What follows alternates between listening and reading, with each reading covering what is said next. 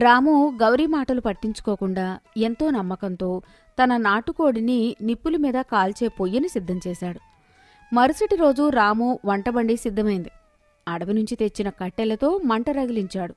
ఎర్రటి నిప్పుల మీద తనే స్వయంగా నూరిన మసాలాలు పట్టించిన నాటుకోడి ముక్కలను ఇనుప చువ్వలకు గుచ్చి కాలుస్తున్నాడు. పసుపు, కారం, ధనియాలు, లవంగాలు కలిపిన ఆ అద్భుతమైన మసాలా వాసన గాలిలో కలిసి ధర్మపురం ఊరంతా వ్యాపించింది. రాము కాలుస్తున్న కోడిముక్కల వాసనకు ఆకర్షితుడై రాము స్నేహితుడు, ఊర్లో పనికిమాలిన వాడిగా పేరొందిన వెంకన్న పరుగున చొంగ కార్చుకుంటూ అక్కడికి వస్తాడు.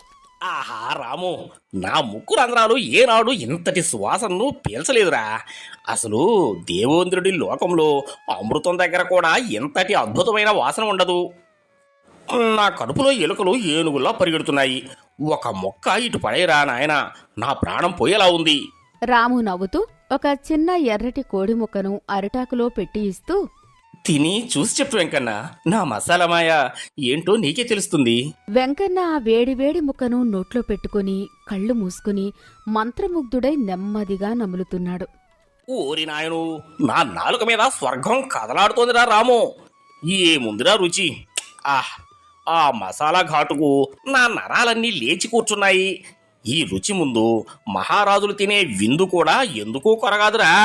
నువ్వు దేవుడివురా బాబు. నిజంగానా వెంకన్న? అయితే వెంటనే జేబులోంచి డబ్బులు తీ. ఒక్క అరిటాకు 30 దమిడీలు ఇచ్చేయి. అరే ఏంట్రా, స్నేహితుడి దగ్గర డబ్బులు అడుగుతావా? ఈ బండికి బోనీ చేసిన తొలి కస్టమర్ని రా నేను.